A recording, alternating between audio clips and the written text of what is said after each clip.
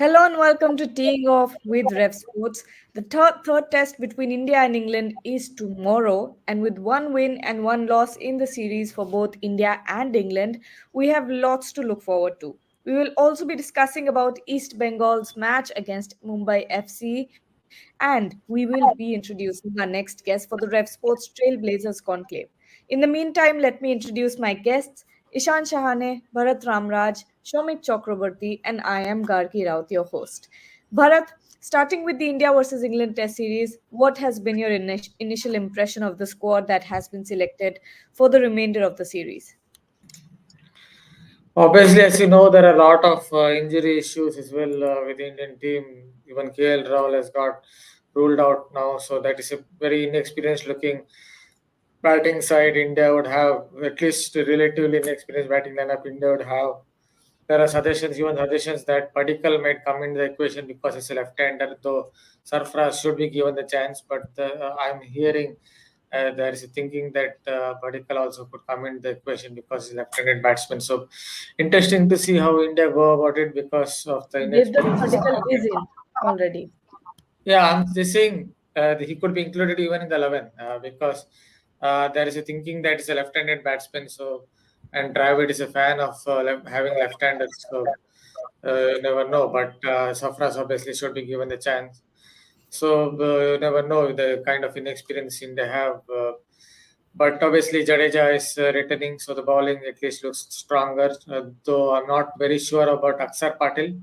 He's darting a lot. It's not getting enough turn either in the second or the first test. I didn't see him getting much turn. So interesting to see how India go about it. Although at home you expect them to come out on top, but there's a little bit of worry lines with the current Indian lineup.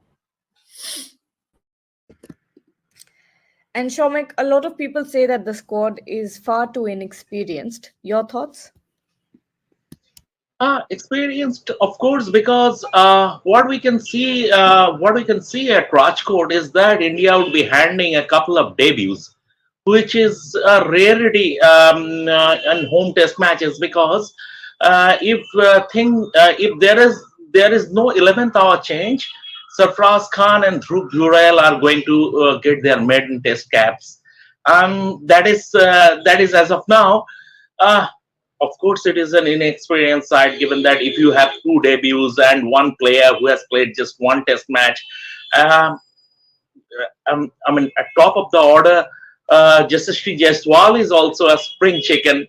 Of course, it's an inexperienced lineup, and this is the reason why. And there would be one selection dilemma which we should mention, that whether to pick Kuldeep Yadav or Akshar Patel. Given I mean, it's a double-edged sword in the sense that given the inexperience, you prefer to have a decent lower middle order, and Akshar's inclusion adds value to that.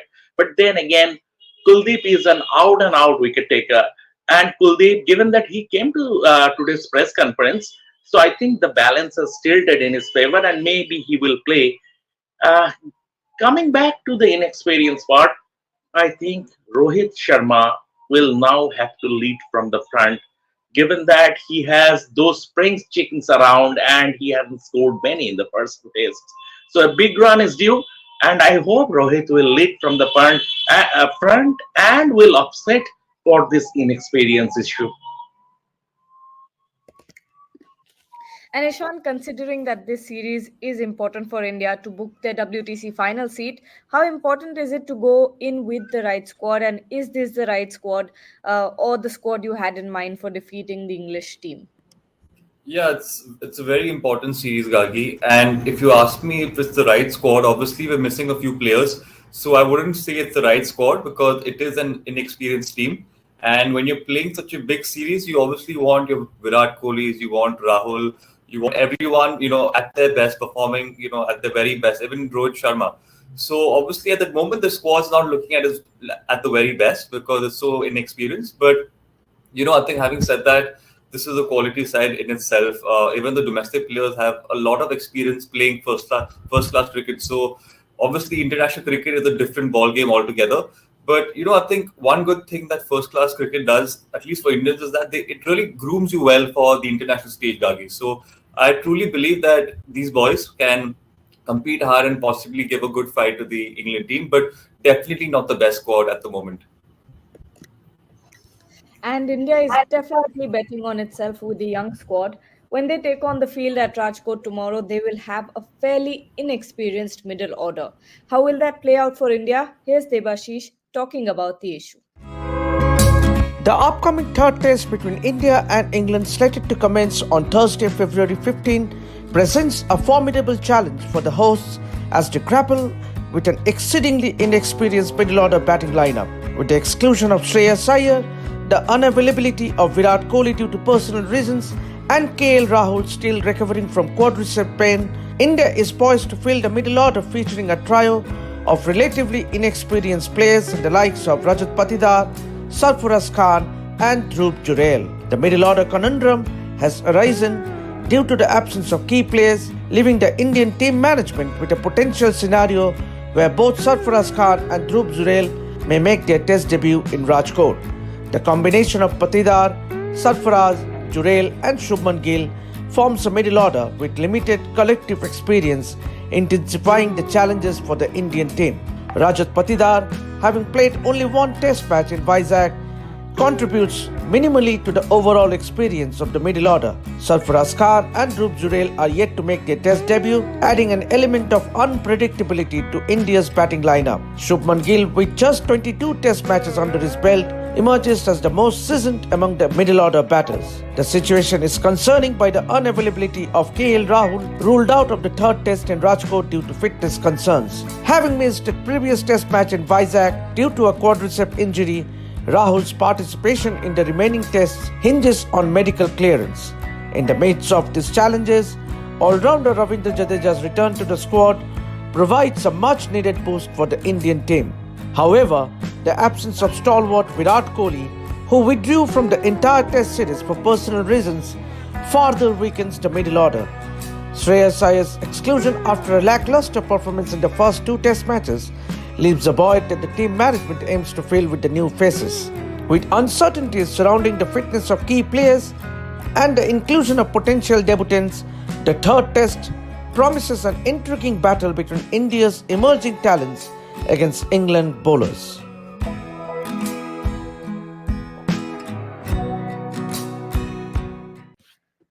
Uh, Bharat, when you consider the underwhelming performance of KS Bharat, are you surprised that Dhruv Jurel retained his place in the team? So KS Bharat, we have already talked about his batting, that his aspect was a spin, he's struggling was a spin, and he needs to score some runs. This is how modern day cricket works. So it might be somewhere during Bob Taylor's time or someone else's time. It was only about wicket keeping, but these days you have to score runs as well. So KS Bharat, obviously, I think he's going to get the axe somewhere. I am most likely the next test. But your wicketkeeper has to score runs, so there's no other way to look at it. And someone like KS Bharat, who started out as an opener in domestic cricket in 2014, for him playing in Spain seems like a huge struggle. And Ishan, do you see Jurel stepping in for KS Bharat in the next match? Honestly, Gagi, I thought that Bharat might get another opportunity, but there are a lot of discussion that Jurel might get his chance. So it's rightly due, to be honest, because I think KS Bharat has been given plenty of opportunities and he hasn't made the most out of it. So it'll be nice to see someone new coming into the whole scheme of things. So Jurel helps in giving the team that. Now, whether he goes on to perform, I guess we can only wait and watch. But I have a feeling Jurel might make his debut because there's so many talks around it. However, saying that, I really felt that Bharat should have possibly given one last chance, Gagi, because it's a big test series and maybe just that one last opportunity for him to perform could have made the difference. But I think now it's a bit too late. And since Dhruv Jurel has retained his spot in the squad, here's Shubhayan taking us through Dhruv Jurel's career. Take a look. Dhruv Jurel is likely to make his test debut against England in the third test in Rajkot. as the 22-year-old cricketer completes his dream journey. While it is a major milestone for Dhruv Jurel, every cricket fanatic should know about his inspiring journey that speaks volumes about his love for cricket. So without further ado, let's get into the details of this Agra boy who will soon introduce himself to the world of international cricket. The right-handed wicketkeeper batter Dhruv Jurel was born on January 21, 2001 in Uttar Pradesh's Agra. He completed his schooling at Agra's Army Public School, and after completing his studies, he started preparing for the National Defence Academy, following his father's advice. For the unversed, Dhruv Jurel's father, Naim Singh Jurel, is an ex-armyman who even took part in the historic Kargil War in 1999. After his son Dhruv completed his schooling, Naim Singh wanted him to join the army. The doting father provided all the support to his son and even sent him to swimming classes so that his stamina and overall physique could improve. Though Dhruv started preparing for the NDA, his mind was committed to cricket. Moving on to football, East Bengal lost to Mumbai FC 1-0 last night. Shomik, now East Bengal is at the bottom of the points table. How are you looking at this progression of the team? They're not exactly at the bottom of the points table. They are at 10th. And see, the fact of the matter is that the race for the sixth spot is very tight. Top 5 is all but settled, sort of, although we have 9-10 matches still to be played in the group league, but in the league phase rather. But the race for the sixth spot is very tight. And East Bengal now have, after this defeat, East Bengal have 12 points from 13 games. East Bengal depleted squad, injuries have hit them, suspensions have hit them. But then again, at East Bengal's level, you expect them to have, you expect them to be prepared for that. East Bengal's defense was not good. Even Carlos Cuadras admitted that when they lost their previous game, they were unbeaten for a stretch. But then after the Mohun Bagan game, they lost, and yesterday also they lost. So their defense has been letting them down. And from that perspective, East Bengal need to pull up their socks if they want to get into the top 6. Because see, this is now we are entering now the home stretch of the league phase, and in this this is the second half of the season. You will have injuries, you will have card problems, but you will have to make amends. East Bengal yesterday were very insipid. To be honest, they were very insipid. Mumbai FC were the better team, were the more organized team, and still East Bengal, it's not lost yet. Even if they would have eked out a draw, they would have been 10th. But that would be a moral boost, given that Mumbai FC are a top side. That would have been a moral boost. Now East Bengal have very little margin for error. That's it. Yes, and here's Rahul Giri, who covered the East Bengal versus Mumbai FC match on ground. Listen in to what he has to say. Hello guys, this is Rahul on behalf of RevSportz, and East Bengal have lost another game against Mumbai City FC. This time at Juva Bharati Kirangan, have lost again another 3 points at their home matches, just after losing 3 points in the away game against Northeast United FC. East Bengal first corner was at the 40th minute, and East Bengal opponent team's goalkeeper Lachengpa had to grab the ball after in the second half, and that clearly shows how East Bengal has performed throughout the whole game. Now, East Bengal team, which lifted the Kalinga Super Cup just months ago and also gave a spirited performance against Mohun Bagan in the Kolkata derby. So suddenly what changed for East Bengal? Of course, East Bengal team had few setbacks. Clayton Silva missed the match as he was serving suspension for yellow card issue. Along with Clayton Silva, we all know that Saul Crespo also got injured in the Kolkata derby, so he also missed the match. And along with Saul Crespo, another huge blow, that was Jose Pardo, who missed the match because he got injured in the matchday -1 training session. Now, the absence of these three players was clearly felt throughout the whole game.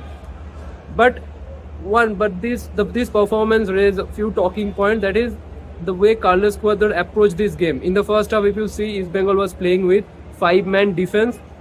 And now when you are playing with a 5-man defense, of course your attackers and midfielder have to be clinical in the counter attack.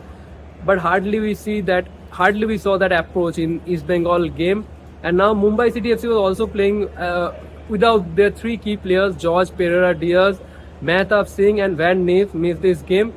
But still Mumbai City managed to pull off 3 points from this game, and that shows how strong is Mumbai City FC's bench. And of course we are talking a lot about East Bengal youth player like Vishnu, Shayon. But if you see these players, of course, they stole the limelight in few moments, but still they are failing to pull off such match-winning moment in this kind of game. Now for East Bengal, things are becoming really tough. They are now lying at the 10th position of the table with just 12 points from 13 matches. And if they make it to the top 6, they will have to turn things around quickly. For them, the next 2 games are in away against Hyderabad and Jamshedpur FC. Of course, going to be a tough, but Hyderabad FC can be a turning point for East Bengal FC, because we all know that Hyderabad FC plays with all Indian squad. So Carlos Cuadro have to grab that opportunity. But now the most important thing for East Bengal is how quickly their 2 new foreigners, Victor Vasquez and Felicio Brown, can acclimatize with the team. Because if we assess today's game as well, Brown he failed to make threatened Mumbai City FC's defense, and along with Brown, Victor Vasquez also came in the second half. He failed to make presence in the midfield as well. So Carlos Cuadro have to turn things quickly. Their two new foreigners will have to get acclimatized with the team to get the best of performance from the team, and hopefully from next game, of course, Triton Silva will be back, and I think Pardo will be also back, but still there are doubt about Sol Crespo's return. So we hope that East Bengal can make it to the top 6, because we all want both Mohun Bagan and East Bengal in the top 6. But of course, it's tough time for East Bengal, and we all know that Carlos Cuadro is capable of delivering standout performance with this bunch of boys. He has done before in the Super Cup, in the Derby as well, and hopefully this time also East Bengal will turn around. So thank you guys. Rahul Giri signing off from Juvo Bharati Kirangan. Well, that's it from us for this conversation. We'll leave you with a special video as we announce Jyoti Yaraji as one of the guests who will be present at the RevSportz Trailblazers Conclave. Take a look, and till then, stay tuned to RevSportz.